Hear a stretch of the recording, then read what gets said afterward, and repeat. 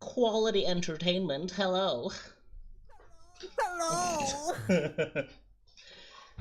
So that's about the content you can expect from the podcast, essentially. It says in the rules, you know what you signed up for anyway, so who gives a crap? Okay. Is everything working all right? Do we have a screen or something? Is everything Nope. shown? Oh, for It's the fuck's sake! first episode. Cut me some slack. Uh, Now, the first thing to bear in mind is that I have yeah, now it works. It works now. Yeah. we have no whatsoever experience in doing a podcast at all, so it's great. We'll figure things out as we go along. Um, okay, so hello, I'm Chemical. And it is speed weed on. Ooh, little. Actually, I'd rather say that you're, because we already have a speedweed, the guy who worked on Law and Order, and I would more like make you akin to punished speedweed. Yeah, Standing yeah. on the Yes, edge yes, of the crater. exactly. That's probably awesome. Punished speedweed. Um, and we're two losers, and we do almost nothing but play video games, watch a lot of crappy movies, and talk about said crappy movies and crappy video games. Um, we had a topic. We had a sort of a topic. Uh, A kind of an outline, you can yeah, call it. sort of an outline. Yeah, for sure. And essentially, Speedweed. What have you been playing? Well, these last couple of weeks I've been playing mostly Spider-Man, to be honest, and we have talked a lot about your current adventures in Kamurocho, Yes. or if you can call it Yakuza 0. Ryuga ga Gotoku. Little Wow, those weird names in those Japanese video the games. Weebanese.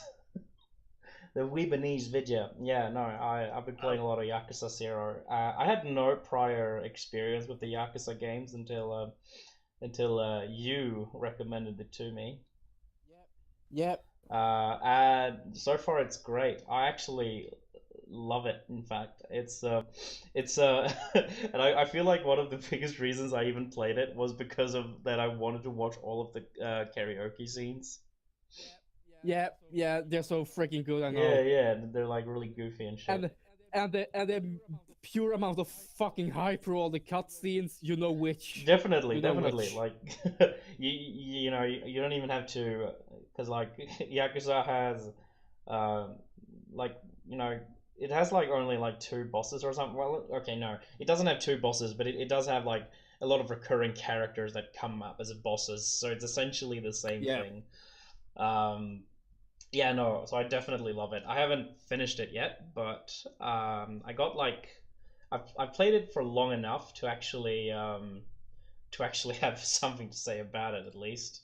First and Mhm. foremost, um, it does open world gaming. It does it right, in my opinion. Yeah, it's really freaking dense, you It's know. Instead of being spaced out with lots of empty areas with nothing to do, Kamurocho and the little part of Osaka that hmm, you're hmm. playing as Majima in, they're all dense with content and side activities, so it feels like every quarter is filled with content. So it's quality before quantity, if you call it. Yeah, for sure. Like, um, one of the things that it does right, like compared to Western open world games, is the fact that when you look at the open world games of the West, it's usually huge. They have huge worlds and they have huge locales with epic environments and everything looks great, but there's like zero content in it because they're like, we want you to play the character that you want to play, but it only goes so far because before that gets like really stale. Yeah. Um, because it's way too how should I say it, like formulaic. You can look at the Far Cry games. You can look at the Mad Max game they made a while back. Um, Yeah, it. I remember that the late Total Biscuit, God bless him, he said that the Mad Max game was a really fun game, but it was really open world. The game, it's like it was really the Ubisoft template of open world gaming yeah. with all of the towers that all side activities come from, and you unlock each part of the map, and you do side activities, and you upgrade stuff. Hence this cycle of repeatedness. Sure, it's a pretty fun game, but it doesn't do anything new or original. It's just a fun No, no, game. yeah, for sure. I don't get why people like get off on copying the Ubisoft Far Cry formula. It's good. Don't get me wrong, it's really good. But I feel like in many ways that um, I feel like the Western market isn't really that boring. Like, do we really just want Far Cry in different shapes and forms and with like a different theme park? I would just call it oversaturated with the same kind of formula, you know. Because, for example, Zelda Breath of the Wild uses actually a similar formula, but instead of with all of the towers showing you activities, it's up to you to explore it. Sorry, which game? I didn't quite catch it. Zelda Breath of the Yes, Wild, yes. sorry. So we both played Breath of the Wild. I think you finished it. I haven't. I recently got a Nintendo Switch, so I haven't been playing it for long. But the funny thing about it is the fact that while yes, it does have the Far Cry formula. If you think about like towers, for example, it has like Yeah, climb the tower and then you can see a part of the map or like an area gets conquered, I guess. But and you know you can also see like where they cut corners because you can see that they've tried to like fill the world with content, but by actually like doing that, uh, they've instead like cut different designs. You know, you don't have as many monsters. A lot of them are just color swaps of different things, yeah, and a lot of it is usually the same.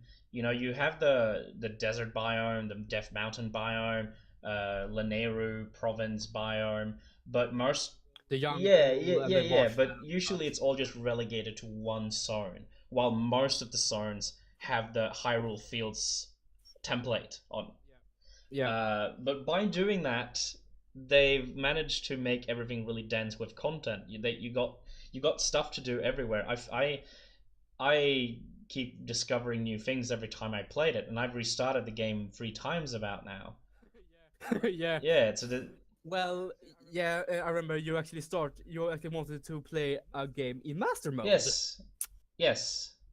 Uh, Yeah, not my brightest moment. I have a bit of a tendency to go for uh, the hardest of modes. It's because I used to be, well, I still am, but it's practically a dead series until 2020.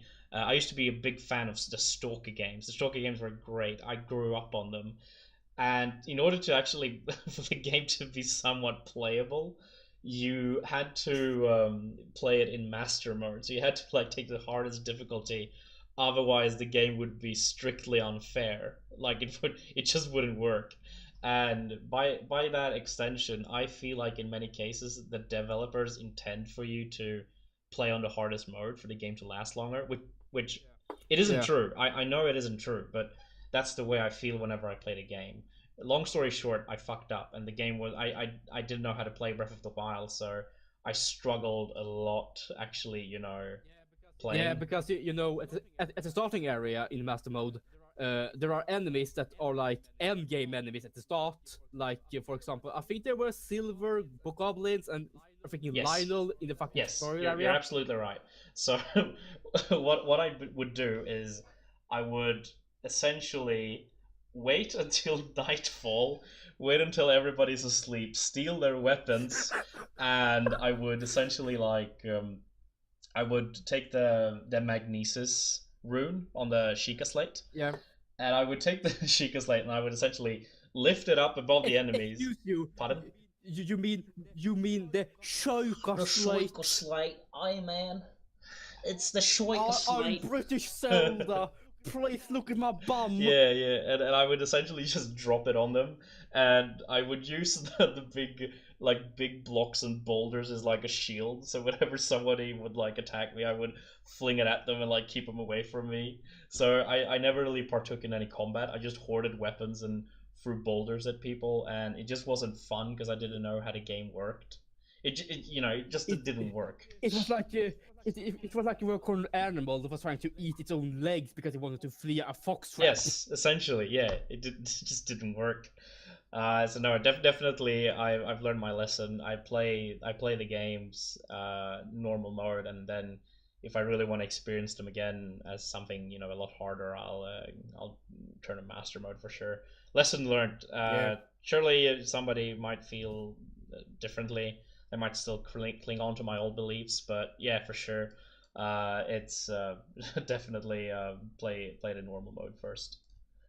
Yeah. yeah, Um, but it brings me back to Yakuza in a way, because Yakuza is, in my opinion, it doesn't have a set difficulty, does it? Well, no, wait, yes, it does. It does. Um, yeah. but in a way, it's already quite hard at the normal mode, I think. Uh, Yeah, it's a bit fair of a challenge. It has to actually it ramps up quite fast, and you have to adapt to all the play styles, all of the kind of brawling and rush mode, all that, all the fighting styles. You have to adapt between them and use them when you know it's yeah, and then right. there's like a whole Because other free fighting styles afterwards that you have to learn. yeah, exactly. There are tons of actual fighting styles. Final Fantasy Yakuza. I actually am starting my playthrough of Kiwami right now, the sequel of Zero, because I played through Zero last year when it was on the Hmm. PS4, and Kiwami is coming soon on the PC, I Right. think, this year, hopefully. But yeah, I was impatient and bought it on PS4, so I'm playing it right Hmm. now. And Kiwami does actually one thing that I am starting to think is quite of a cliche when it comes to these games, because you start the game as Kazuma Kiryu in his Hmm. prime, and then you get framed and you sent into prison, and then you do a time skip until you get released back again into the streets of Yeah. Kamurocho, and then you're told that your skills have been removed that you have been used to the first hour of gameplay. Yeah. Yeah, it's that the old Metroidvania kind of thing, Yeah. in Castlevania, Metroid, where you have all your skills at the beginning, but they're stripped away, and you have to earn them back. Yeah. Yeah. So Yeah. yeah, but to be honest, the first Yakuza game when it was released 2005 is quite an old game. This is a remake, so I'm actually quite happy that they actually kept that part just so that they didn't try to casualize or make it easier for the players now. Yeah, So I guess, it but like goes to vision. one thing that compared to in Zero, where you basically you're like a new thug on the streets, you don't really know the ropes yet, and you're trying to like make your way in the world. Yeah, I find that a lot better, especially since whenever like Kiryu learns something new, he's always like, "That's rad! that's right. That's Holy right. shit!" Yeah. Whoa, whoa, that girl freaking crushed this man's skull with her thighs. That's fucking rad. Yeah, yeah. Like I'd love for every game to be like that. Holy shit! That fucking beast just vored him. Awesome. And, Yeah. and then like they show a cutscene of like the main character just unhinging like a snake. Like whoa. I make an unearthly shriek of doom and death. Yes, yes. Yeah, no, for sure. I think I'm totally in love with Yakuza Zero right now, and it's I'm having such a great time with it. Speaking of open world things, just on the top of my head, what the fuck is up with the Isekai genre? Yeah, that's a thing in anime that we all know about, and some of us even hate. Okay, so for those of you who don't know what an isekai is essentially like a style, no, not a style, but a genre of anime where essentially someone gets transported to another world. Um, whether most of the time it's like, oh, it's a video game and I'm hooked up in VR, and then I am the main character in my video yes, game. Yay, yes, power and fantasy. then Woo! most of the stories go like, oh my god, I can't log out of my video game. What's wrong with me? Oh no. And Or I'm and stuck. then the entire story revolves around someone trying to log out of a video game. Like 2 seasons. Worst Offender, Sword Art Online. That's like the popular one. Yeah. However, it has been a genre for a very long time. I remember when when little Kem's boy was I always read like manga at the library when I was a kid, like really young. So I Yeah. always went there to read manga, and I always read until it was like closing time. So usually I would know it was time to go home when the lights were off, and the librarian would like walk up the stairs, see me there reading, and they'd be like, uh, "Excuse me, what are you still doing here?" Like, He's scoffing at your taste of weed. yeah, like what the fuck is this weeb shit? No, but Oh my god, go read now somewhere else.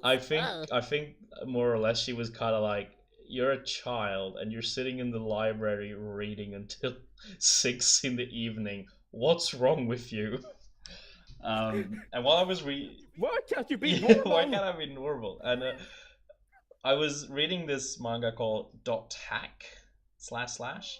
Oh, That's yeah. like a really early isekai, like Yeah. really like early stuff.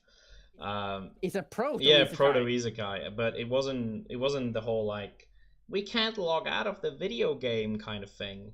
No. So, but it was alright. I remember it fondly in a way, but mostly it was like Babby's first MMO kind of thing where they try to show you how an MMO work, whatever. That's how I remember it anyway. Yeah, probably. But there's good isekai too, right? Yeah. For example, we and a couple of friends, actually one friend because the rest didn't come, we actually sat down and watched the first season of Konosuba. Yeah, it was interesting. It was super interesting. Like I always have like a problem with parodies because I always think it's funnier when it's a parody of the parody, if you know what I mean. But it's Yeah. actually really funny, and I actually like that style of humor that they employed for it. It's got like the typical harem style stuff. Yeah, but it kind of defies the expectations and doesn't really go into the harm stuff. It just, yeah, it's one guy with some girls, but they are all shitty people and they are all idiots. Yes, essentially yes. That's the thing. We have one girl who is a bona fide bimbolini, one girl who is into explosion is a freaking lolly, and one girl who is into all that kind of stuff you watch on R34 and all of that furry The only shit. thing we need now is like a girl who's like really into war. Yeah, but aren't they all of them? I actually think that the blonde one actually did like Actually, the I think yeah, she probably would. She probably would yeah, like war. Yeah, yeah, I could yeah. imagine. She got hard because of she was covered in freaking frog mucus. Hey, actually, funny thing for those of you watching or listening to this while you work or whatever right now. Speaking of war, we actually debated before starting the stream if we should put the child content lock on or not. And I guess we're glad that we did because I mean war is like the funniest thing ever. I think it's the funniest fetish there is, and we're probably gonna bring it up quite a lot and make the funny jokes about it. Oh, we're going to talk about all the fetishes. No one is safe from being shamed or We'll degenerates. post some shitty dick nipples at one episode. I promise you. Yes, absolutely. Probably yes. have to blur out the entire screen. Probably. Yeah, that sounds about right. The Yeah. round. I don't think there even will be a channel No, left. they'll suck us. No, never mind. What Dry. how do you what's a good metaphor for like Twitch banning its users? Because Facebook has the suck, YouTube has the I don't know, the adpocalypse maybe. What does Twitch Yeah. have? They're going to salt us in the ass. Haha, funny, very funny. Salt us in the ass. That sounds rather harsh. If you Yeah. don't mind me saying so. All of the sodium chloride in your bumhole, it makes your ass But wouldn't all it have to do twitchy. something with the word Twitch, rather? Like, I don't know. Your bumhole will twitch. My bumhole will twitch. Well, yeah. So once they finally shut us down, we'll be like, hey guys, I'm sorry, but our bum holes have been twitched, and we'll be switching to Hitbox from now on, or Picarto. Or Yes, Pornhub. because Pornhub. Do they do streaming? I had no clue. I'm not sure I don't actually. know. The only thing I know about Pornhub is that they have the sweetest comments ever. They're like really nice. Yeah, They're really mature, which is what you wouldn't expect. they are the antithesis of YouTube comments. Yes, it's like as the internet gets more popular, you get more shitty people in, i.e., people like us. And I feel like Pornhub, since it's not really popular to, be public about anything that you watch porn at all, so they sort of like try to you don't comment on porn videos, you just don't. But the people who do are like the sweetest people ever. Yeah. And it's so weird. It's the most weirdest thing ever I've seen. But Mm. good for you. Good for Pornhub that they got like the sweetest user base ever. The only Yeah, pardon? and we really need to have a freaking competitor to YouTube right now because YouTube as it is right now can go suck a dick. Haha! YouTube. We'll be uploading this to YouTube. Don't sue us. We'll cut this part out specifically for YouTube. It's only criticism Twitch content. that you Yeah, suck. Twitch content exclusive. YouTube sucks for sure. I think yeah, no. I think we probably need an alternative to YouTube. I don't think any of us intend for the finest podcast to be anything like political. Well, in some ways, yes. In some ways, we'll talk about specific political topics when it comes to uh, video games and movies and stuff like that. Yeah, I.e., we'll get to that in a second. But other than that, no. I think YouTube needs a competitor because they, I don't know, like if you think about the adpocalypse, when they when they brought that on, when people who were putting their ads on YouTube were like, I don't like this content. We do not represent. I don't know what doesn't companies represent. You tell me. your hate speech, your foul views, and your violent Yeah, content. yeah, yeah, yeah. No, it shall be Yeah, banished. like stuff like that. I think there was like a controversy around someone building guns. Yeah, for Yeah, yeah, example, for yeah. example, yeah. And I think that's so dumb because you put ads on YouTube because your brand supports YouTube, but you're not supporting the content that it hosts. YouTube is well, it used to be a neutral host for videos. That's what it should be. Like, do you know what I mean? Yeah, so Yeah, I don't see why YouTube should take responsibility for the content. Of course, if they break the law, they break the law, but there's a difference between breaking the law and having objectionable content on that's neutral to the platform. I think one of them that's trying to compete with YouTube is BitChute. oh, They've done some couple of things, but other than that, I think what is it called? Uh, I think Pornhub should definitely do their own video service. Like, imagine they announce yeah. like, "Oh, VidHub, it's coming up," and everybody would be like, "Bye, YouTube." Does it doesn't VidHub exist? I think it's used already, so they could call it a Video Hub or something. But yeah, Um, like for example, a slider for safe for work and not safe for work. Bam, done. You automatically you're better no, on the no, no, YouTube. no. I disagree. Literally, I disagree. Uh, because imagine little Timmy like going on VidHub and be like, Yeah, sure, "What sure, does sure. this button do?" Yeah, but then you have to make a kind of child-friendly stuff there, so that they can't access the Okay, but button. why not just make it on a different URL in that case? Because maybe I want to switch fastly between watching cat videos and then watching Vor, some Roblox vor, stuff. vor, Mm. vor, vor. Roblox War, Roblox yes. War. Definitely. Oh, Oof. Oof my stomach and yeet my nuts. um, oh my freaking god! Stop burping. um, I actually lost my train of thought. Yes, we were talking about politics. Fuck Article 13, am I right? Yes. Um, essentially, What else is there to say? Actually, what else is yeah, there no, to no, say? no. Just Like, fuck it.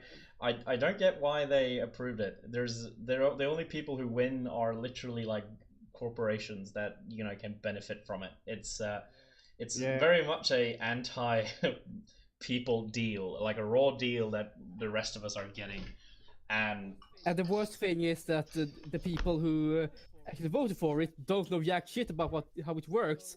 So you heard that, right? That the people, when they were done voting for it, they just set up and clap their hands like, "Yes, we did something good. We killed the internet. Yay!" yeah, no, I agree, but at the same time, I kind of feel like, in a way, they sort of I think it's just kind of standard for them to clap whenever something gets approved. I think that's just the dealio, like a courtesy thing. So I don't fault them for clapping. Yeah, I hope that's the case, because if not, then it It's will be fucked up, like yeah. Definitely. the scene in I think it's Attack of the Clones, where is this how it ends? Is this how democracy ends? With laughter Oof. and clapping Oof, hands. careful, careful. This is we don't want to get arrested. This is a Christian This is a stream. Christian stream, and governed by the EU. With Yeah, war. a Christian war stream governed by the EU. Probably don't Gone sexual. gone sexual. wrong. Probably don't want to anger the EU with posting memes. We'll probably get taken down that route instead. Or maybe the bot, because people are talking about them using bots. Maybe the bot is so advanced that it just bleeps out whenever you like refer to a meme or anything copyrighted, anything ever. Oh, that would be devious as fuck. It probably would be a little depressing. But Speedweed, what's the future of memes in the EU? What do you think? How's it gonna work? It all depends on how the final vote is. I think it was May or something. It all depends. In worst case scenario, will have to make Microsoft Paint versions of every meme and make it uncopyrighted and spread it through that. I wouldn't mind, to be honest. It wouldn't be that bad. I'd probably survive. I'd probably survive that at least. I don't know about I don't know about deep frying it. I don't know how you would deep fry a meme. Would you like make it pixelated?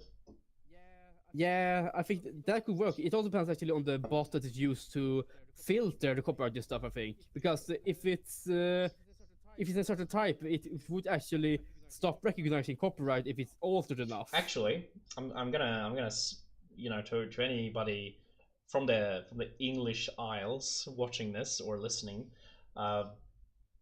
leave it to the fucking British people to wreck the internet on their way out, because most of the people who voted for Article 13 were British. It's insane. It's like why are they even allowed to vote? It's so weird. Like it. Why are the people of United Kingdom allowed to vote? Whoa! Sorry, I think I switched on my fascism mode. No, but you know what I'm saying. Like they're not gonna be in the EU for long, I think. And why would they even like participate in what happens in the EU afterwards? What's the point? What are they gonna do? Maybe by obligation, I don't know. Maybe, who knows? I honestly I don't understand how they could vote. Do they even have a license to vote? I'm not Where's sure, their actually. voting license? Oh! I'm gonna dab on that meme! Dab on them haters, ha ha ha. Actually, that's a good segue. What's gonna happen to the Fortnite dances? Are they gonna be copyrighted? Oh! Every Fortnite streamer is gonna be really depressed to know that you can't dab. Oh. But you know, I need my dose of daily Thanos who lands on planet Earth and dabs and walks away. That's like You know, that's actually that's the funniest Fortnite thing I've ever seen. I hate Fortnite, and I think we both agree that we hate Fortnite. yeah, it's so Yes. oversaturated. I'm so tired Yes. of it. So, but the only thing is like a video where Infinity War was like really big, and it's just a video of Thanos coming down to the like epic music, and he does like a dab, and then just walks off screen. Yeah, it's So really good. I love it. There's like another one where he just picks up popcorn and eats like a fool, and all of the popcorn falls through his mouth, and he doesn't get anything. It's like, what? That's the most Jesus Christ. Yeah, no, it's great. It's great. I don't get the thing about battle royale games in general. I am really sick and tired of them. At first there was survival games, and Yes. then now you have like the battle royale games, and there's like billions of them. Everybody's making them. Everybody's like looking for who can make it right, but they're all the same. They're essentially they're the Ubisoft model of games right now, because everybody's the same. There's like really, there's like a gimmick here or a gimmick there. You have like one who's like medieval. You have one who's cartoony, i.e., Fortnite. You have one with zombies. Yeah. I don't get it. Why would you feel like that is profitable to do? Why would you feel like it's profitable to like um, make a game in which there are billions, in which like everybody's doing it right now? It's not like you'll get any customers that way unless you get like a really good marketing campaign. Yeah, I think the thing was that PUBG was so freaking popular, and it got so many players, got so much money that everyone up on the bandwagon. And the funny thing is, Fortnite didn't start as a battle royale game. It started as a survival horde When game. those were popular.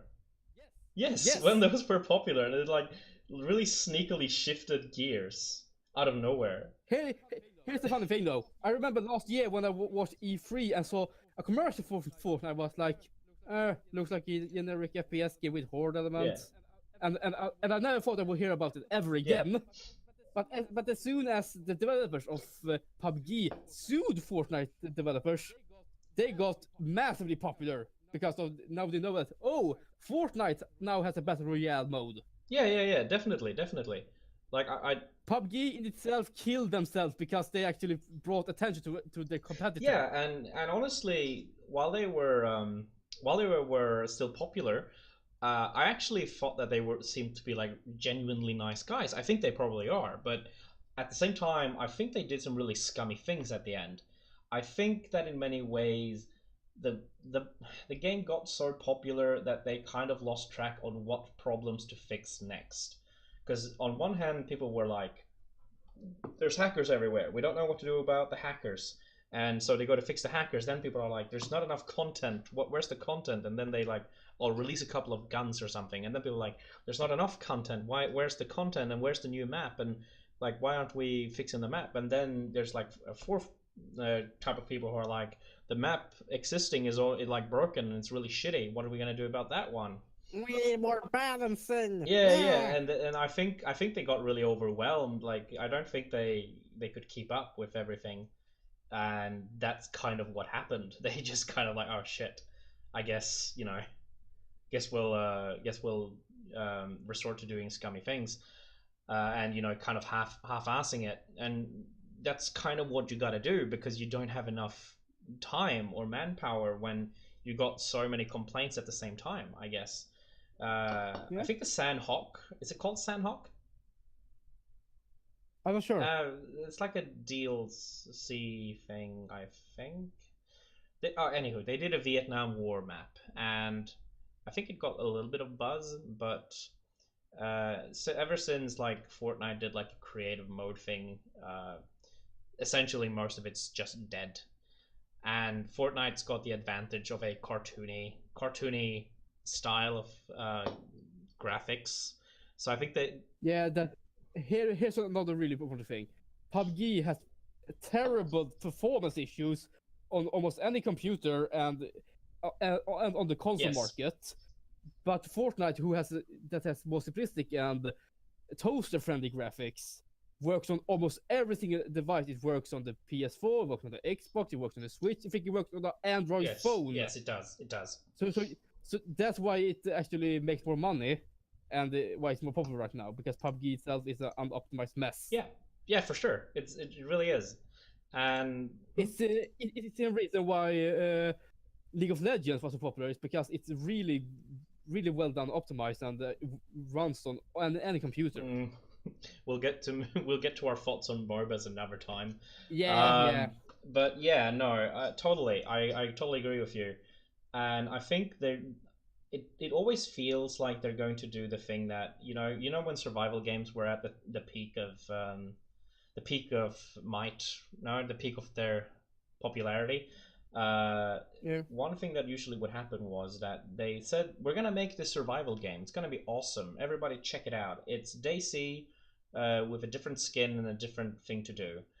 And people were like, oh, really excited about this. We're gonna have a good time. And then they early access the game. They feel, is this popular? Are people playing this? Are people going to keep playing? And I would see people just kind of stop supporting the game shortly afterwards. Case in point, what's it called? Stomping Lands. Yeah. Oh, yeah. That's a really freaking sad story. I am a proud sucker of being brought into the Stomping Land menace. I feel terrible about that game. Essentially, it was a normal survival game. It's like Ark. It has dinosaurs, and you're like a tribal, and you try to survive against zombies, and you start your own little village people thingy. And essentially, I don't remember exactly what it did, but interest wasn't that big on it. And one of the modelers who was like really key to the project, he just kind of up and left out of nowhere. I think he even took the money with him. If anybody in the chat or anything, fact check me please, but I think that's how the story went, that he just up and left with the money and they had to like cancel the game. If we're wrong here, I would highly suggest you guys watching one of I think it's one of Guru Larry's videos. Yes. When he talked about Kickstarter scams. Yeah. He brought up Zombie Lands in one of them, and it was like the whole summarization of whole process of what happened. And here's the worst part. One of the moderators who kept on with the forums and stuff, such, I think he also was a dev. He started a new project thereafter called Mesozoica, which was a park building simulator game that would be like a non-Jurassic Park game where you build a park and such. And I remember I followed the whole project. I didn't back it up, but I watched it through Facebook and Twitter and all that stuff. And here was the worst part. They almost 2 years of radio silence, where they not radio silence, more like they were like, oh, we soon release a demo that you can play. 2 years of that. Firstly, they promised there would be a free demo after the Kickstarter, but then it turned out it was a paid demo for $20 that ran like shit and had stock Unity assets. Yeah, that's... And one of the moderators were the same that worked on the Stomping Lands that were for this. Yeah, so yeah, that's what I wanted to say. He's like almost like a known con artist.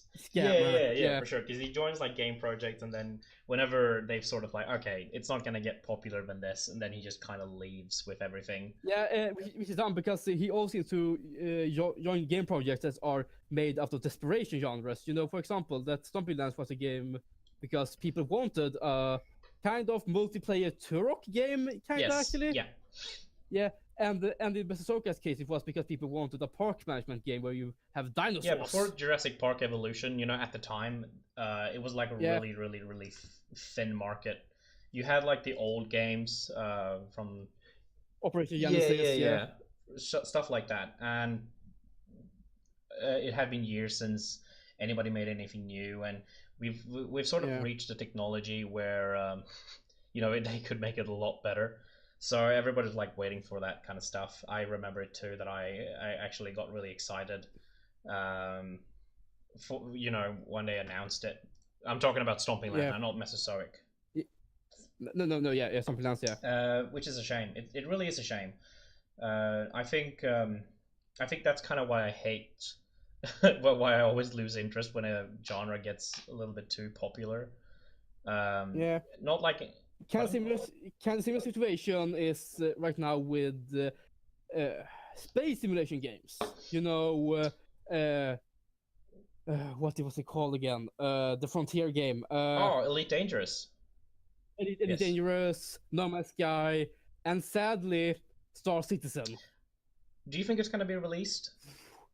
No, I think it's just a money-laundering scheme right now because if you haven't followed it, firstly they offered to, you could buy a whole ship for real money to have in the game. I thought it was fishy right there, but then they take a whole other step now and actually put their live stream for news under a paywall. Oh, real? Yes, they said that the live streams would be behind the paywall for news. I guess not a lot of people are gonna be able to watch episode 2 then. No. We're gonna put the finest podcast under a paywall. Just watch us. We'll be raking in the dough. I'll tell you that. It's gonna be great. It's scummy. It's scummy to be sure. It's really scummy. I think that they, I don't know a lot about Star Citizen, but I know a lot about Elite Dangerous. I've been playing it. I played it when it came out, and while I thought it was super great, it was really funny. It was fun, and it played alright. It started getting boring quite fast because there wasn't a lot of content, and the guy who did it, David Braben, he did a lot of like Q&As when he was like, oh, we're gonna add this, we're gonna add that, we're gonna add like FPS combat in space, you're gonna board other ships, and you're gonna be able to walk in the space stations. And while that sounded all well and good, I think it's been 3 years now, and we're just starting into the second season of expansions. They haven't been keeping busy, in my opinion. Yeah, here's the thing I think Frontier is that because they have many projects at the same time. For example, they have Planet Coaster and right now Jurassic World Evolution, and I think they're just spread thin. That's the problem. They have so many projects that they get contacted by bigger studios, and they have to make some kind of licensed project, and they fill up the team. It's sad. Who's to say that in a couple of years people will completely have lost interest in space simulators, and then that's what's going to happen. Like, people are going to be like, that's okay, it's released, and everybody's like, whatever, who cares? That's probably what's going to happen. It's a bit sad. I was actually quite excited for Star Citizen for quite a while. Funny thing though, not funny, but a bit sad, is that my dad is a fan of the Wing Commander games, which Chris Roberts worked on in the 90s. And when my dad heard that you make a new game, he was really excited and wanted to check it out. But sadly, he's constantly disappointed that the game is a fraud. Yeah. Well, it's too soon to say that it's a fraud, but I'd say that the developers are a little bit fraudulent with how they're treating everything right now. I think they really need to take a good look at themselves and try and think of a better model to make more money. Honestly, I think that you really need to keep your economy in check before you even start a project. I think I don't really get why they need constantly more money, because you'd think that they'd have a plan of where all the money is gonna go. They're already all set. I don't get why. Yeah, I don't know. It's a weird thing. Like, they can't really make. I kind of lost my thread of thought. Anywho, really sad thing. No Man's Sky, shitty game. Apparently, it's making a comeback. What's up with that? Here's the funny thing. I actually bought No Man's Sky recently because it was on a big sale on You the didn't tell PS4. me. No, I actually forgot to No, tell no, you no, that, no, but no, I no, actually no. tried I it don't out. believe that for a second. You were ashamed to tell me of that. No, I actually forgot because I've been so freaking tired of shit right Okay, now. cool. But I tried it out and it's just fine right now. It's a game that they promised for the most part at release. The problem is though it's 2 years too late. Yes. Yeah, that's the issue. That's the problem. That's the fucking problem because I remember I actually was one of the fools who were hyped for it and actually bought it on PC. And when I played it for 10 minutes and it lagged like under 20 frames per second, I immediately refounded it, made a Reddit post that got like 800 upvotes, and told the game was shit. It's a shame. I mean, Yeah, Sean Murray, he seems like a genuinely nice guy. He seems like a really like down to earth, really cool guy who's just excited to make a video game. But he got so excited, he got so hyped that his for its own that his product. back like retracted backwards and his head went up his own ass. It's you know, and it happens to the best of us to be true, but most realize it, you know, before it's too late. Most do, not everybody. And it's sad. I actually really hope for No Man's Sky too, because it seemed to be a lot more about exploration rather than But I got one problem of the game right now because they added a fan requested feature which was base building. But here's the thing. The game is not about base building, it's about exploring the universe. Yeah. So why would you build a base on a planet that you actually have to leave later on? Why would you? If it's about exploration, why would you stay? Yeah, that's some part. For example, the vehicles update and such, that's fine. That just makes it more fun to traverse stuff. And they added a story mode, which was, I heard, it's pretty meh. Yeah, it's a bit meh. Lots of Bible references. I don't know why, but nice. Because it wanted to sound smart, I guess. remember the time Jesus went up to space? Whoa! Did you also watch Ancient Aliens? No. Well, yes, I have to be true. I have watched Ancient Aliens, but yeah, but it's so fun. But here's the thing with Ancient Aliens: you should actually watch it for inspiration for upcoming games and book ideas. Yeah, actually, like the theories, while like ludicrous, like this little Mohican doll is actually proof of aliens. It's like it's really dumb, but at the same time, it's like really inspiring. I remember when we watched a video about supposedly 70 species found on Earth of aliens that have connected with us through the history, and it was like if this was a part of a science fiction novel series, it would be freaking awesome. Yes, it would. But the problem is they believe that this is real. Yeah, that's true. It's like really cool, but it's also really sad. I remember that time we actually set up at like to 3 a.m. just watching cooped up conspiracy theories about aliens. It was great. I loved it. And then we went to DreamHack. And then the very next day we just kind of went to DreamHack, and you know we had a good time. Met a few people. We played Street Fighter. We were essentially the boomers of DreamHack. Like I just remember that we're like, I can't fucking stand these fucking Counter-Strike playing jocks.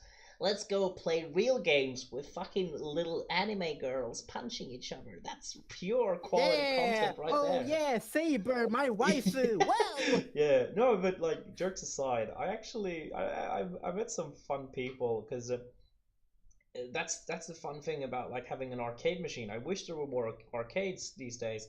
Because I don't know if you remember, but I actually sat by my own for a bit while you were, I don't know what you were doing. I think I played with my other friends, and we played that visual novel fighting game with Saber and I kind of sat by my lonesome because I have no friends. And literally, like, if you just leave like a stool open, people will come and sit down with you. And it was so much fun because like I had a lot of people come sit down with me and play with me, and we had like really fun having a chat and all that. and it was a good time. It was a really good time, and I wish, like, my one wish for DreamHack um, has to be that I wish that they attracted more kinds of different gamers. Because I know Yeah, now it's yeah, like I know what you mean. literally only esports. It's an esport event. It has nothing to do with the entire gaming scene, which is really sad. I really dislike it. Um, and it was a bit lackluster this year as well. I actually thought it was really. To be fair, we were there the second day. Yeah, no, but last time I was there, which was a couple of years ago, I just remember that it was it was really bombastic. All this new technology. You had famous people coming up and being like, "Challenge me," and you had a lot of different games being advertised too, not just like the regular Counter Strike, PUBG, Fortnite kind of bullshit. It was Oh, that. Oh, this reminds me. Oh my yeah. god. I think it was the year when Overwatch was big and not total normie Mm-hmm. bait. Yeah, I know it contradicts each other. Normie Yeah. bait and big, but before Blizzard became too sensitive about Mm-hmm. stuff. But I remember there was a competition where you could win a game headset and a good new Yeah. keyboard. And I wanted to play but to win the stuff, so I tried to what is it called? What is it called now? I got yeah. I tried to bribe the announcer with some payday money to get into the tournament, Nice. and he got mad at me. Breaking news. Fucking hell, Jesus Christ. That is the most tamest crime ever committed. Like, And then he called me edgelord fag who only watches the crawling by Linkin Park because I had sunglasses on me. did he literally like get mad at you? I feel like he memed. No, he memed, yeah, but it sounds really. He was a Danish guy, Ah. by the way, so he sounded more rough than the average Swedish or Norwegian Yeah. guy. I literally want to try and bribe my way in with Roblox bucks.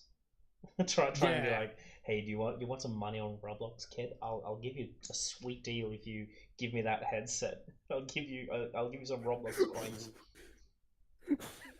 It's gonna be a great time. Oof. It's gonna be a really really good time. No, but it's Overwatch is a really I don't want to say good game because I actually don't really like Overwatch. It's just TF2 with people. The gameplay is solid. Okay, But I'll take your word for it. the gameplay is solid. But here's the thing, though: is the online community has become too toxic as usual. To be fair, I rarely play online games nowadays, Yeah. but I feel like at the start, at least, there was an inch of tolerance, and just like, fuck, it's just a video game. We have fun. But as soon as the competitive came in, it was like, oh Yes. no, everyone is screaming, everyone is running around. Yes. So says the two people streaming on Twitch that multiplayer games are really toxic and online communities suck. Whoa! Nothing really matters. Whoa! Whoa! Nihilism for the win. I think I don't get the whole like the new little trend. You got it on Rainbow Six Siege too, where they're like, we're not gonna have any offensive language in our chat, and we're also an FPS game. And I'm like, it's which market are you catering to? Which kind of people do you want to play your games? Because FPS people and being super angry and saying really edgelordy stuff goes hand in hand. I'm sorry. That's Just watched an old internet rally called Angry German Kid. yes. That's it. I don't remember what game I wanted to play. Unreal Tournament, right? Yeah, I think it was Unreal Tournament, or it was Day of Defeat. No, it was Unreal Tournament. My heart. I really miss like the old Unreal Tournament games. I really miss them. Yeah. They were really great. It was a better time. But yeah, no, completely. I don't get the whole language filter thing. It's like almost like telling your audience, don't buy our game. Just don't buy it. It's Speaking of language Yes. filters, what's the deal about Battlefield 5? language filter. I had no clue they had a language filter. Yeah, it's really stupid. You see, in the beta, they have a chat, and somehow they filter out words like Nazi, you, DLC, and white Also, man. World War II, because it's not a World War II game. It's a Yes. steampunk game. Yeah, I really wish it was that. It would be so much Do you cooler. remember when we first watched the trailer? We actually. Yeah, I yes, remember, I yes. remember. Oh my god. It was like, oh my freaking god, steampunk Battlefield. Yeah, Yes! we Sounds got really awesome. excited for like a steampunk battlefield, and then they're like, "Oh, it's World War II." Great, Oh. fantastic. Like we need another one of those. Yes. Well, no, well, come on. I think we've been waiting for another World War II game, and I like the DLC content seemed like really interesting. Yeah, that Norway stuff actually looks pretty interesting. Yes, but there's something about a British commando with a katana that really bothers me. It's really dumb, and you know, let's open up a can of worms. The fact that they got women on the Western Front, while I don't have a problem with women being in video games, I do have a problem with touching upon really sensitive subject matter as World War II, and then just throwing a wrench in it and be like, oh, we're a realistic World War II game, but also we're not. Do you know what I mean? Yeah, I think they have to dedicate on one thing when it comes to that. I think they either have to go full on realism or go Hollywood movie action extravaganza Or pure goofy. Yes. Because honestly, and I don't think EA cares about women either. I actually don't really think they did this to put more diversity in video games. If they cared No. about diversity and having women in a World War II game, they would have set the game on the Eastern Front, where women actually fought in World War II. That would be the only thing that I would actually see it feasible to actually put it in. But what happens if you actually, when you violate the chat filter? What happens then? What I've seen so far is it's just that the word becomes asterisks.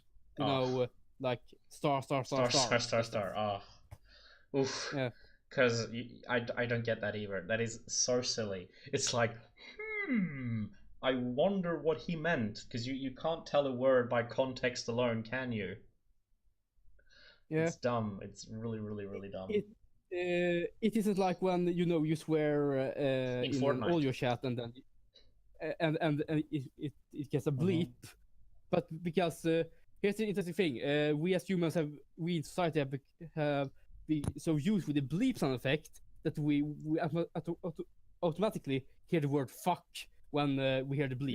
Yeah. Like we've kind of we get it. We know what it is. You don't have to censor it. We've gone past the censorship with our minds. It's That's it's humans are amazing. I hate the whole thing that the whole gimmick of Humans are made of paper mache. You wouldn't survive that, really. You wouldn't just really survive that. And when Yeah, that's just Whoa, we're edgy and whoa, this is real life, so we can't handle being stung by a bee. yeah, no, essentially, if that was a real bee and you got stung in nature, you would die. You would get dehydrated, and you would shrivel up into a little big ball of ash, and then you would just float away. Oh no, not that fetish. My Thanos fetish is intensifying. What? My Thanos fetish. Oh, do you mean that when I snap my fingers, half the population of the universe will become inflated and plump? Fat and plump. I love that. I love that combination of words. Fat and plump. It is mint. It is truly mint. Remember where you found that? Inflation porn? No, that fat and plump. Yes, I love it. It's like a Lilo Stitch video, and the title of it is literally like Lilo and Stitch become fat and plump, and that's why we've used it in our description, because we are firm believers that being fat and plump is the new beauty standard. It is never mind being obese, never mind being overweight. Plump is the new standard for beauty. It's a new descriptor of being thick. I'm not morbidly obese. I'm plump. Yes. I actually remember that episode because it was on Disney Channel, Right. and it's actually quite horrifying. Because here's the thing. I think it was that they wanted a cook, so they activated an experiment that's made to make food. But the problem is that the food it made were so filled with fat that it makes everyone fat, and then he's programmed to then kill you and then make food out of you. That's really fucking horrifying. It reminds me of... That's like a horror movie. That's like, Yeah. is it a movie? That's like this premise of It's Hansel and Gretel. Yeah. Yeah, but in Hawaii. In Hawaii. It has to Kuala Lumpur monster. Hooga hooga. And there goes our stream. We were too offensive. we just did a joke about indigenous people. This is not going to end well. In a Polynesian culture at most. That was mildly culturally offensive towards the Polynesians. Mildly offensive, as if they'd care. But you know, who gives a crap? In before Barack Obama watches our stream and it becomes yeah, because he's like part Hawaiian, isn't he? I think he is actually. I'm not sure. I actually only know one word in. I actually don't know what the language is. Hawaiianese? Hawaii B? No clue. I'm not sure what. No fucking clue. Just say the Hawaiian language. I know one word, and that's mahalo. It means thank you. And for the longest time, when I lived in New Zealand, I wanted to be like really progressive and show what a sensitive man I am. So I always, people would be like, "Oh, good morning, Carl." I'd be like, "Mahalo," and actually, what I was saying was like, "Thank you." Like the most conceited thing ever. One of the I actually went to a convention when I lived in New Zealand, and I was there with my friend. Let's call him Drake. So me and Drake were walking along, and we see a literal. I'm not even kidding you. It was real, like a hentai booth. They actually had a hentai booth. So we get like really weirded out, and we're like, what the fuck is this? And Drake, who's like top memer, Drake, if you're watching this, like literally, yes, it was great. He walks up to the booth, goes up to the cashier, like the guy who's running it, and he's like, excuse me, I was perusing the convention, and I'm quite new to this, but could you explain to me what's hentai? And the guy just squirmed. It was so funny because he was like,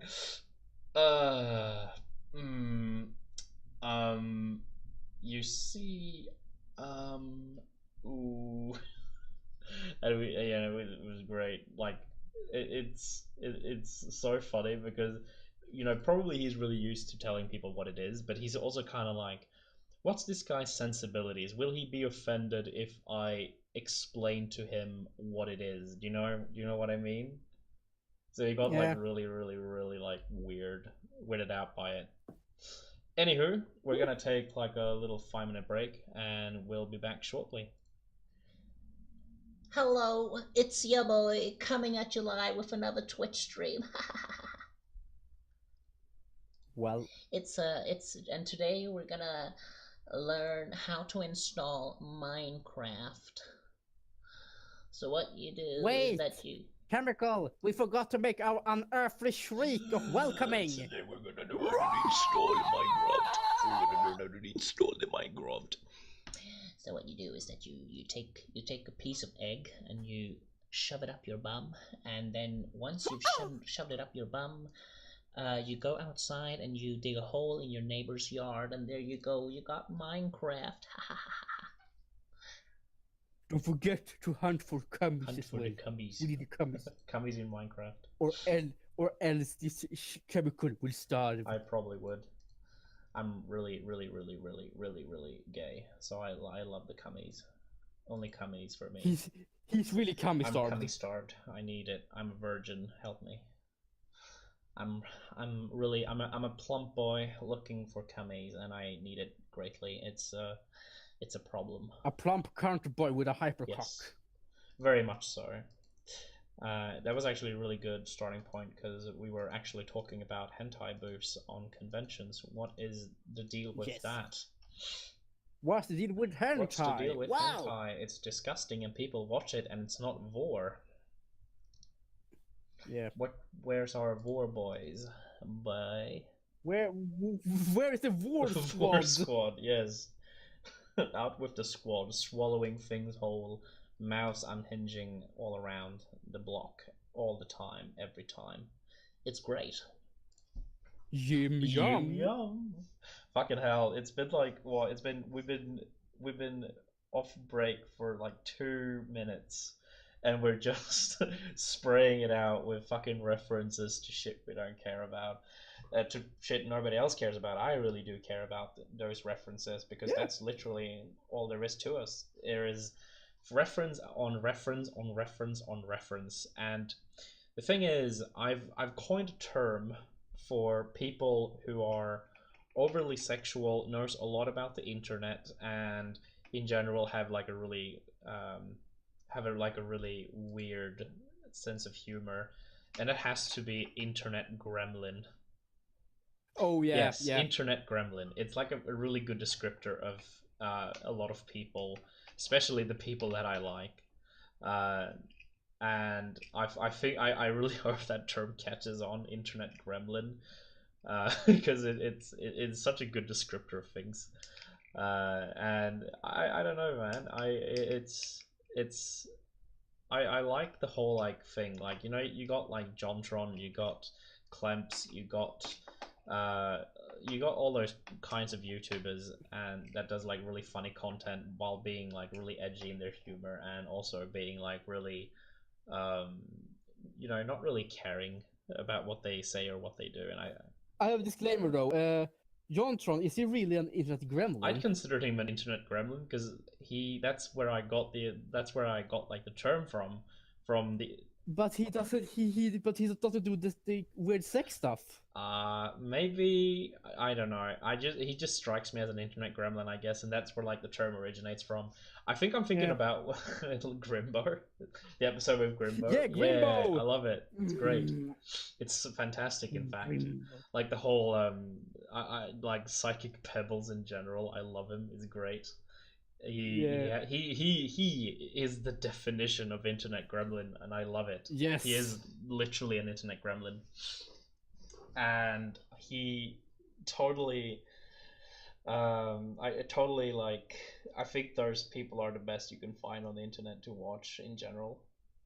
I think we talked about it the other day, and controversial topic incoming, and I know it's really ironic for a couple of guys sitting on Twitch saying this, but we talked about a little bit of like the gentrification of nerd culture a little bit. Yeah.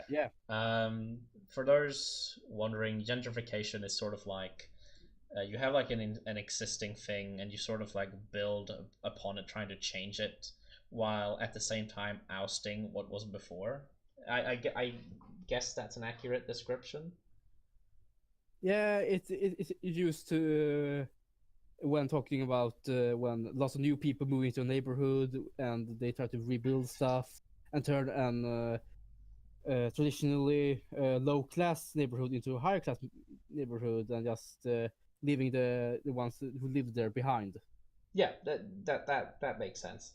And I think that we had sort of like a thing coming. Now, don't get me wrong. I want to make like a big virtue signaling disclaimer before I say this. Whoa! I think it's fine that a lot of people are starting to get into, comic books, video games, what have you. I think that's great. But at the same time, there was like a sort of a thing that was lost with it. One of the things has to be that got lost with it was the sort of like communion sort of thing. Because when I sort of grew up around the time when things started to get popular, but it was still really taboo to like these sort of things. Yeah. And when you met someone who liked the same stuff as you do, it was like, you got it. You met someone you can be friends with. You can talk about anything with that person, and it's great. But now, when it's really popular, you got like all these kinds of different people, and it's not really the same thing. You can't be like, hello, you like the same stuff I do. Let's be friends, and then it's all done with it, and it's sad in a way that it's kind of turned out that way. I think I'd love it if you kind of had that feeling again. But there's lots of different people who are into this sort of thing right now. Well, no, there was different people from the start. Don't get me wrong, but you sort of had a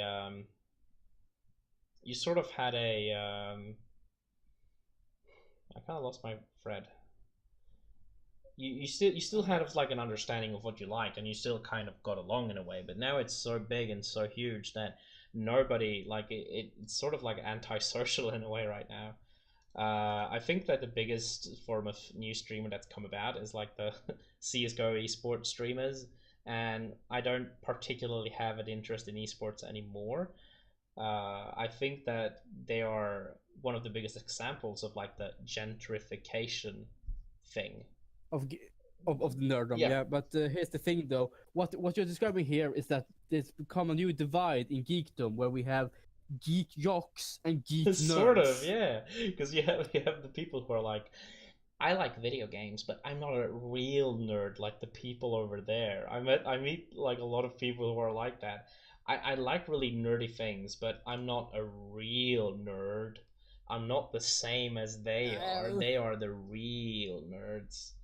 And it's really really annoying in a way because it's like, oh fuck you, like don't be like that. That's horrible. But at the same time, you can't ignore that there's like a big divide. You can't go up to like a guy who plays CS:GO and be like, let's talk about our really good Japanese JRPGs. Let's talk about Final Fantasy. And then he goes, what the fuck you say, you fucking weeb? I'm gonna shank you with my fucking butterfly knife that costs $400. Yeah. let's get a thing out of the way. The sooner we get rid of loot boxes, and that includes your fucking CS:GO skins, the better. Literally, the better. Yeah. And it seems like 15 of the European countries are actually with us there, because they just went against EA, and it seems like EA doesn't really want to change the practices in the countries that were against it, including Finland. I long for the day when loot boxes and stuff gets ousted out of the gaming industry. I don't want it. Shouldn't exist. Just get rid of it. I don't see why we need it. It's here's the only medium that it can actually work in, and that's free-to-play games. Maybe because there you don't actually pay for the game, but because you can pay for the chance to get some stuff. Yeah, it's still scummy, but the developers have to get money somewhere. Okay, yeah, no, I can agree with you on that. That makes a lot of sense actually. But it has really no place when it comes to AAA or full price gaming. Yeah, no, it doesn't really. I think we should go back to the days of expansions, and DLC has a place in it too, but you can't just produce any DLC and be like, that's it. One of the scummiest DLC things ever was when Total War stopped. Total Vor stopped having gore in their games, and they like, it's a DLC. Pay for your blood in your war games. Pay for your blood, which is dumb. It's really stupid. But they believe that it's pay with your blood. But I still pay for it.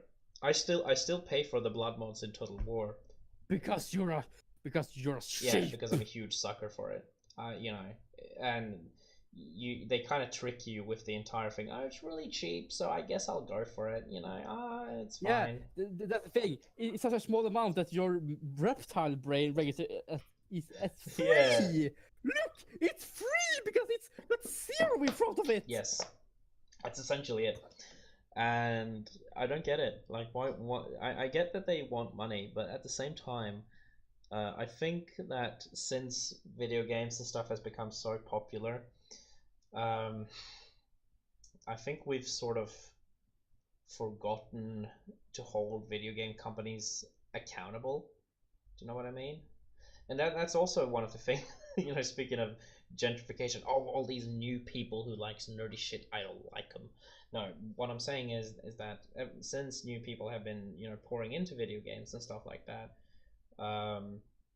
they also don't really, mostly casual players, they don't really read into the scummy things video game companies do, and when a controversy strikes, they don't really care, or they don't really, they don't know enough to be invested in it, and so they just kind of like, oh, it's just the way things are. That's fine. Yeah. What are you gonna do? But that's also like a problem with having new people in video games for sure. It's a hard thing to fix, really. I think the only thing that will fix it is time and dedication, I guess. You don't see it in movies either. Like, why would you charge? Like, it's like charging for a movie per minute. Yeah. If you don't give me. To be fair though, we had that kind of stuff when it came to, I think it was Dragon Slayer 2, that Don Bluth animated game where you had to pay each time you died, because it was a movie that you had to pay for, where you went different ways. But do you remember that? Yeah, but is it not like a clear difference in that? Is it not like a clear line in the sand of it actually has gameplay? It really is a gameplay, because you have to just press on a button, a directional pad, to go up, down, left, right, like that. It's just it's very simple. Really simple. Intuitively. Yeah. That's actually, I haven't actually watched it. I need to get on that. Watching Hardcore Henry. Oh yeah. I really need to get on that, because I wish that Hardcore Henry was like a Dragon Slayer game. That would be so cool. Though awfully painful for the actor, I guess, of doing like the game over scenes. All the kind of stunts. But it still would be pretty cool. Like, imagine if, I actually think they've already tried that, making like a live action shoot 'em up. Yeah, there are lots of bad FMV games from the 90s that use that. I remember I watched some of some streams of it some time ago, where it was like a western, and the whole area was made out of 2D graphics. Sorry, no cheese. 2D graphics, but all of the people were 3D rendered actors in FMV. Right. And it looked like pure shite. So like rotoscoped? Rotoscope, yeah, no, not even that. It was like they just had a 2D plane with the movie actors on them, like running around and getting shot. Yeah, so it looked really shit. Okay. I think because you'd get those like really jarring death animations, when it just kind of like cuts. He's gone, he's dead, and it would probably look like really cringy to play it for reals. I think you'd have to make some really, really, really rare technology in order to make that. To bring it back to Article 13, I saw like a really weird article today on Facebook, and there's actually an artist in Russia, I think. I don't know exactly, some Slavic country anywho. And to fight depression, she makes paintings of Pepe. Yes. That's really wholesome. That is like the best thing ever. And I think that's a really that's a a plausible future for memes. Just a bunch of depressed artists making memes of Making paintings and then yes. hanging them up in museums. That would be freaking rad, to be Yeah, fair. I'm like Um, sorry, No, it would be a a meme-seum. museum. Because I'm thinking back to like the Cold War with like the KGB and the Gestapo. Uh, no, not the Stasi. Sorry, not the Gestapo. That wrong, The Gestapo. wrong time period. The Stasi. Like being like, is this a copyrighted meme? And they're like, no. And it's like hidden artworks with memes in them. Oh god, now I just get reminded about that freaking oil painting where it's just a bunch of anime girls in maid outfits having war equipment. War equipment. That sounds rad. Where can I Yeah, watch yeah, that? it's like it's like a really well done painting, but it's like super mega kawaii with lots of girls in maid outfits and like running with rifles. Like, we can do this, Oni-chan. We can do it for the motherland. Ooh, what's this? Ooh, what's this? Ooh, I promise we're not furries. We may seem lightweight, but we have like a post-ironic humor about furries. Furries are Yeah. great. I love furries. They are a great source for laughter, but they're also like a great source for a lot of good stuff to see. They're dedicated. I say They that. are dedicated. I think I admire them for their dedication to their hobby of whatever it is, dressing up in a fursuit, I guess. It's a And yiff. I actually don't know what yiff means. Yes. I have no clue what it means. GIF means having sex in a fursuit. Is I that think. it? Yeah, I think That that's sounds it. really, really, really tame. I actually thought it was something super kinky.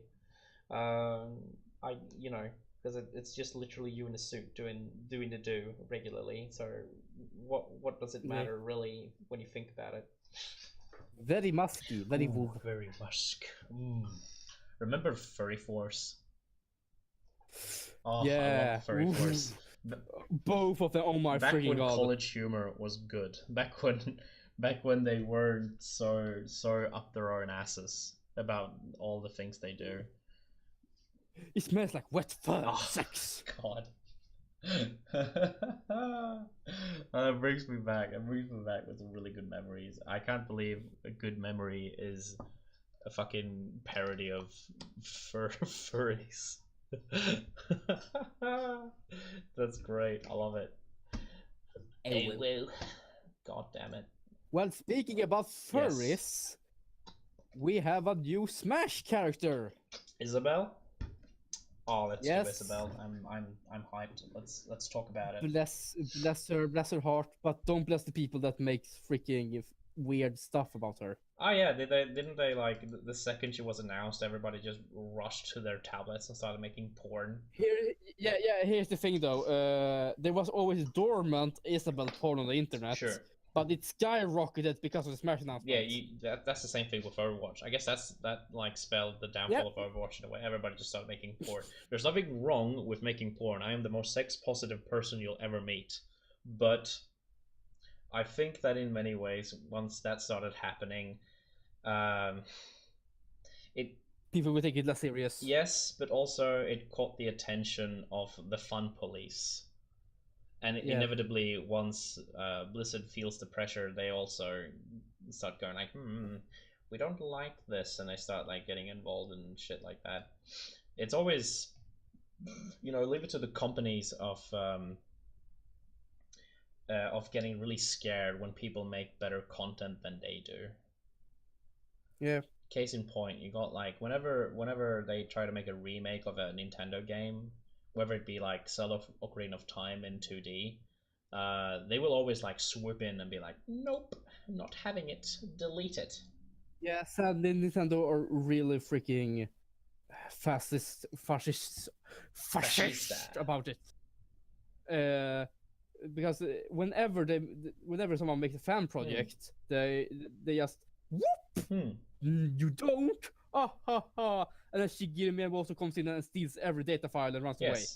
I think if you really want to cancel a fan project, I think the best thing you can do, because let's be real, most cancelled fan projects are the companies feeling really scared that they're gonna do better than what they did.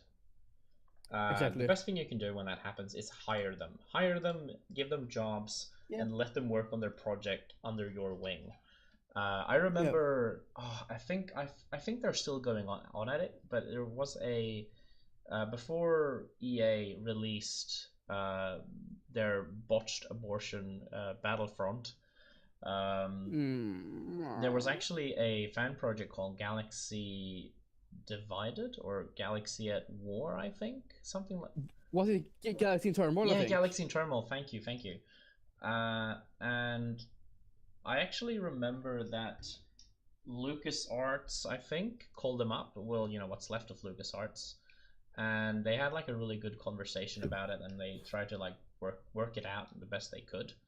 But in the end, they actually got a no because EA was feeling threatened that they would make a better game. And I always think that's really silly. Nothing shows fear and lack of confidence in your product like silencing people who are making fan products. It really looks really scummy when you do something like that. This reminds me of one really freaking good video that Woolly Wolves from the Super Best Friends actually made. Maybe about you've heard fan of them. games. Maybe you heard of them, plug-in. But they really make a really good video about it that summarized with "Shut the fuck up." Yes. Don't talk about the fan game anywhere except for really close circles, or else it will leak out, and the official people will get to know it, and then it's done. Yeah. I think that's true. I think you need to be less open with fan games, except for one thing. The Resident Evil 2 remake. Yes. Isn't that filled with people who used to work on a fan project? If I recall correctly, I actually think it was so, because there was a fan project about Resident Evil 2, and the only thing I remember clearly about it was that they got a cease and desist, but Capcom said that they are currently working on a project already. So I'm not actually sure if they got hired or not. That's the problem. Yeah. Well, that's you'd think that they would have been picked up because they would be a great asset. Yeah. Hopefully. I hope they did for their sake. Definitely, for sure. I think, however, speaking about Galaxy in Turmoil, I think they actually launched another project very similar to Star Wars Battlefront shortly afterwards to try and make something similar, but in their own very unique universe, which is pretty cool. I like that. That's great. And I hope like the best of luck to them. Definitely.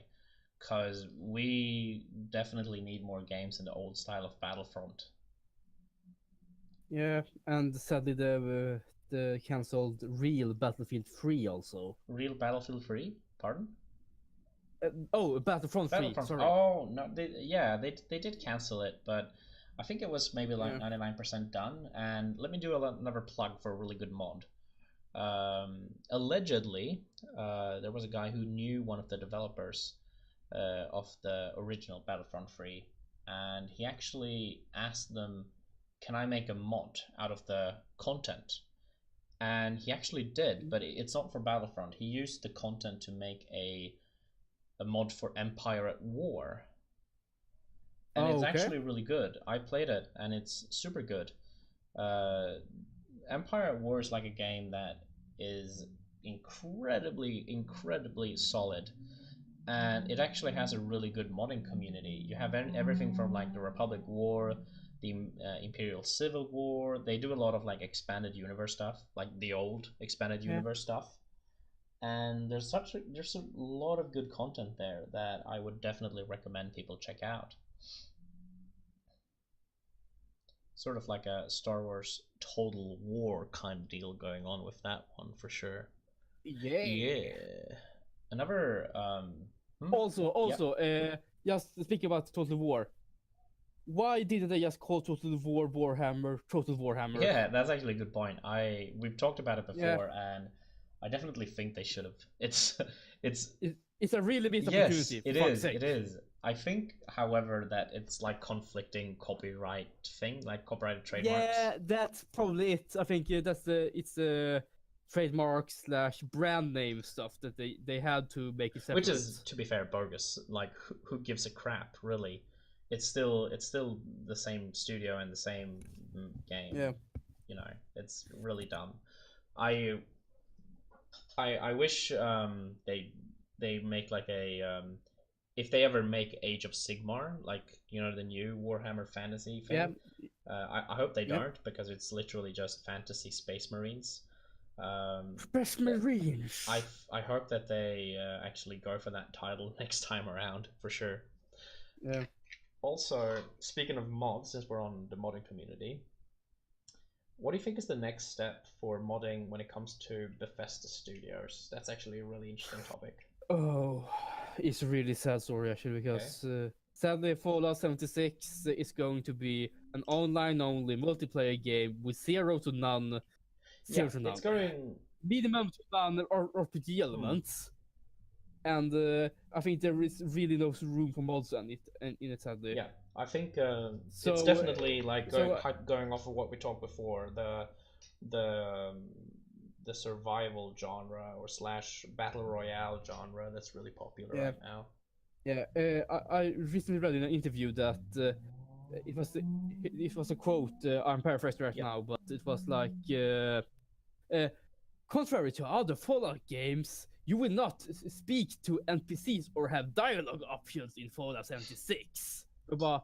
And I was like, why? Yeah, why? Why? You just killed one of the best things about Fallout, and that's the freaking dialogue options. Like the goofy shit in it. Like all the fun stuff. If you're too stupid and you have like grog bong dialogue. Fallout 1 low intelligence dialogue is the best thing ever, because you can only answer with like three. You have like 3 dialogue options, which is no, duh, and mom. Nani? I wish that I probably in the Japanese release of Fallout, you probably would be able to see that in some degree, one form or another, for sure. Speaking about Japanese spins on stuff and our current talk about Isekai, what's your thought about immersion in games? What do you mean? Could you immersion as in video games? As in... Yes, you know, when it comes to like intrusive AI and stuff, you know, in many MMOs, for example, the UI is like everywhere and makes it really hard to get into the world and stuff. I think I'm a huge immersion player. I play games for immersion's sake.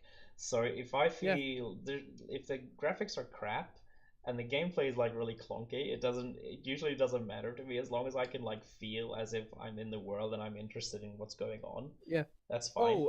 Now I remember where my train went. It was because we were talking about Bethesda and Fallout and now Elder Scrolls. Because I remember I was actually pretty excited for Elder Scrolls Online, because it looked like an online real single player game without all the intrusive UI and stuff. But I remember when it came out that it was like really hated and it was not good at all. It's true. It wasn't. You know, usually whenever someone announces like a really huge MMORPG, they really hype it up as the World of Warcraft killer and how different it will be from World of Warcraft. But usually the only thing that the difference between it from World of Warcraft is usually very tiny. It's usually a very, very, very, very thin piece of difference.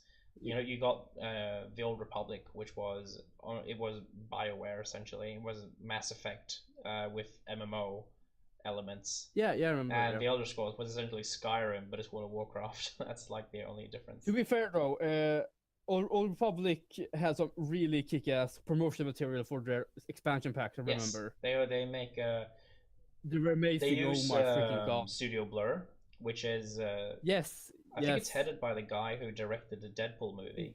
Tim Miller. Yes.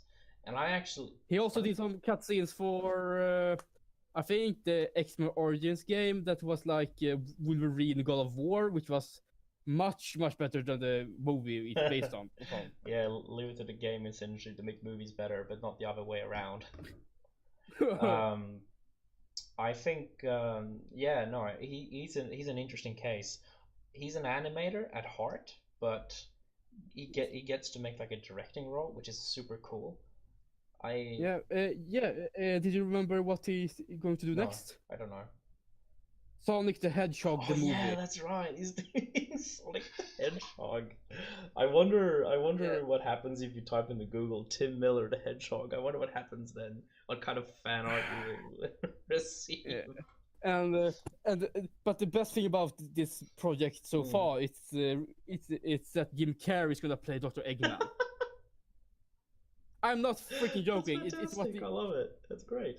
Why would you think that? It's like, it's like, I will watch it just out of curiosity. It sounds like a freaking amazing meme movie. It does. It truly does.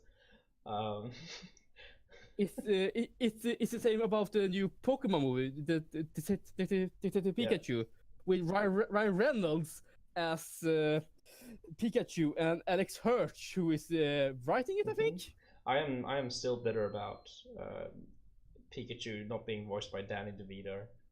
We all are. It would be so good. I would love it if it was Danny DeVito who voiced Pikachu. This is my kingdom come. This is my magnum dong. Man. I eat garbage. I collect garbage. You know, we do reference It's Always Sunny, but we've actually never watched it, either of us. Yeah, I know. It's because we just been exposed to it through osmosis. Yes, precisely. It has just bled through into our lives, and we love it, even though we've never seen it. Yeah. Funny how that works, really. Yeah, there are lots of things that we haven't watched, but we just meme about it. To be fair, there's a lot of things we make jokes about, but we haven't actually seen it.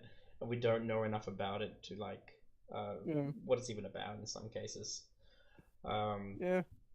And it's interesting how that works. We're actually I actually like this because a lot of the topics we talk about, we kind of like bring it back to the previous ones. No topic gets left behind.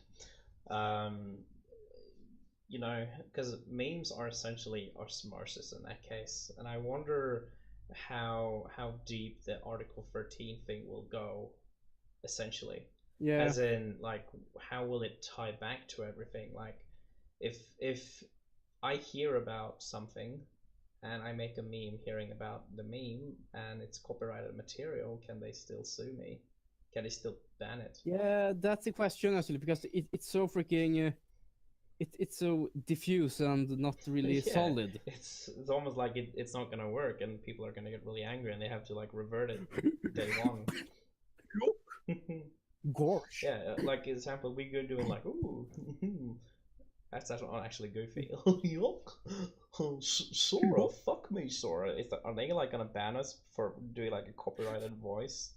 Like, where does it end? Where's the roof? Where's the ceiling of this new law? I don't get it. Where is it? I need to know.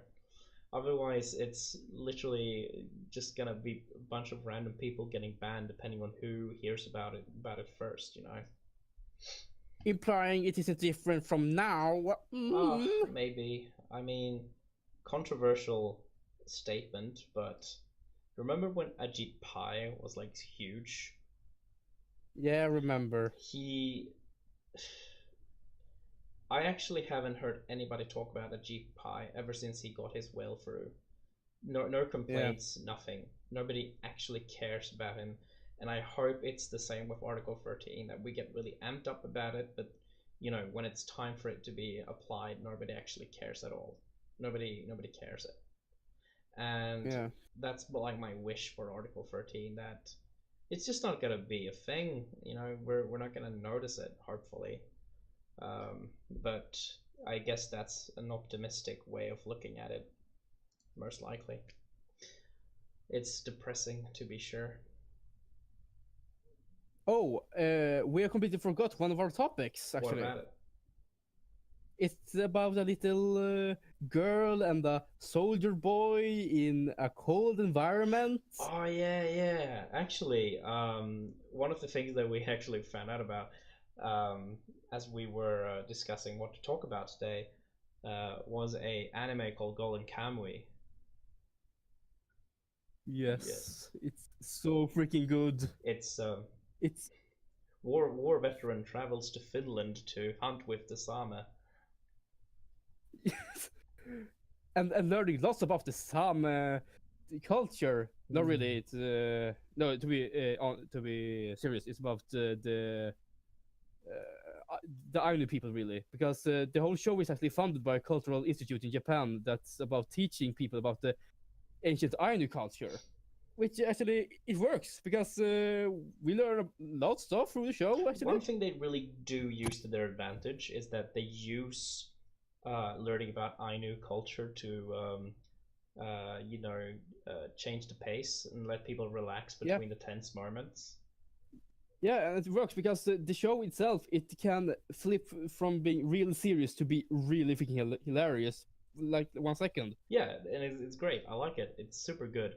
There was a lot of complaints about it when the whole CG bear came into question. Yeah, but it's just one episode. And I actually don't think it's that bad. No. At first I was really like it was really jarring. It was Out of it was a place. bit out of place. That's right. And I felt it was a little bit like, I'm not really feeling it. It looks really weird.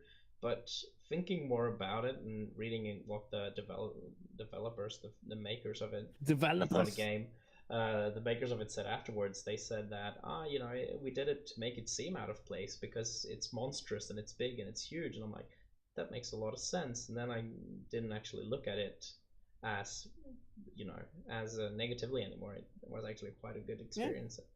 Other than that, so I'm actually quite happy with it anyway. It was fine. Hype for season 2 next month. Yeah, it actually comes out really soon. They have a really weird release schedule.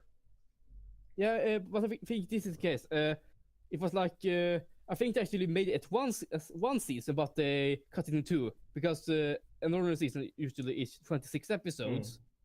And they released the 13 first episodes during the spring in this case, and then the rest in October fall into winter. It does seem that way. One thing we haven't watched yet is the OVA, because one thing that I thought was super cool was that since they weren't able to cover a lot of the material found in the manga, they actually went ahead and did an OVA with what they missed.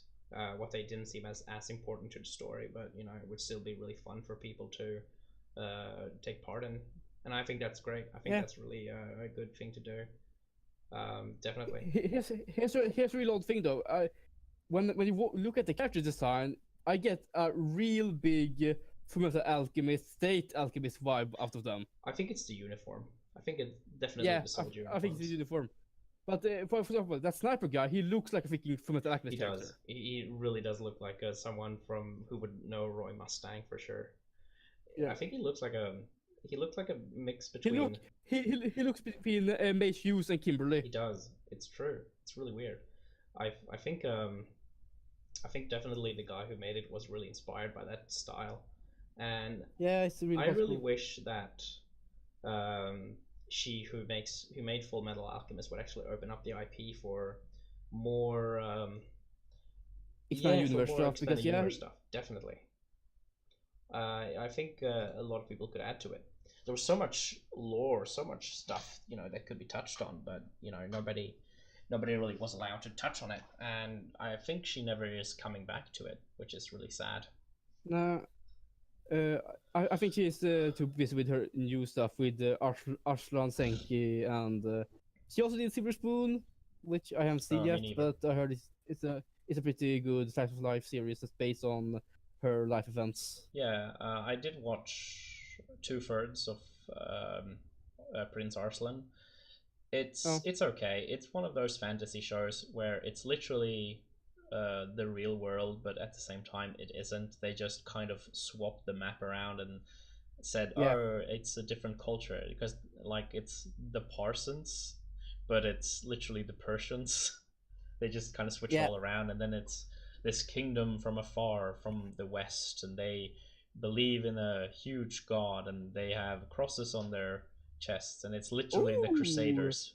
Deus Yeah, Vult! Deus it's literally Vult! just like Crusaders, and it's nothing new really. They could have gone with just doing like the real world and just make it like, you know, about the Crusades, Yeah. literally. But you know, at the Yeah. same time, do what you want to do. I kind of think it's actually done because so they don't have to be dictated by historical accuracy. Maybe, yeah, that could be one of the reasons why. Yeah, I'd say because that works. remember, I think it was based on a book actually, Arslan. Oh, real? Yeah, so I think it's not the same as being an exaggerated manga of historical event like that. Oh, yeah. Yeah, now that you mention it, that's true. Yeah. I think, yeah, no, that makes a lot of sense. But I've actually seen a lot of fantasy stuff where it's a little bit too blatant and it looks really stupid. I've seen, for example, Yeah. I read like, oh, I don't remember the name of it, but I looked at the map for it. It was just literally the map of Europe, but they kind of reversed it around. They removed Scandinavia and England. Oh. And I think that's really sad in a way that they did that. But on the other hand, it's also an apt way, I guess, of making something fantasy-like. Yeah, it could be worse. It could take place in Madagascar.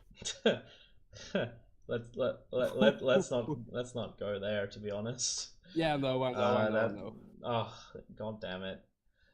God damn. No, sorry, I had to when it comes to fantasy maps. Yes, Madagascar. I'll leave it to the audience to actually figure out what Madagascar means, but it's from a little anime, where pretty obscure. It's pretty obscure, and you find out later in the show that the entire grand events has been taking place on Madagascar, literally on the coast of Africa. It's so freaking random. Yeah, it's so out of place, and I hated it, and I got really turned off, and I'm like, fuck this, I'm not watching this. This is really dumb.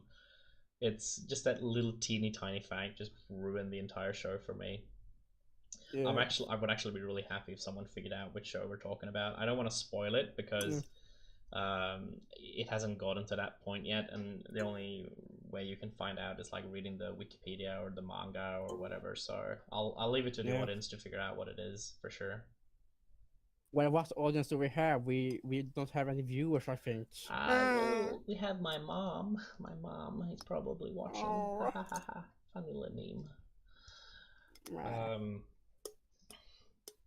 Yeah, no, fantasy maps in general is really boring. I think the ones who did it best. Actually, another topic. The thing that really bothers me about some fantasy maps is when they do like, oh, it's a grand kingdom and it's really popular and it's like it engulfs the entire world. But then when you look at the world map, you see like a bunch of other regions. And it really ruins the experience for me because it feels like maybe the kingdom isn't as big as they say, and you always feel like there's a much bigger world than the one you're experiencing that's a lot more interesting than the one you're in. The Witcher is super guilty of this. Super guilty of this. Because it always feels like the Witcher world is really tiny of what you get to experience in the game, and it's really depressing for sure. Yeah, that's about it actually. I think we've reached the time limit of it. Do we have any closing statements of the first episode? Oh, I don't think so. Maybe just a goodbye shriek of pure agony, I think. That's about right. Let's get into it.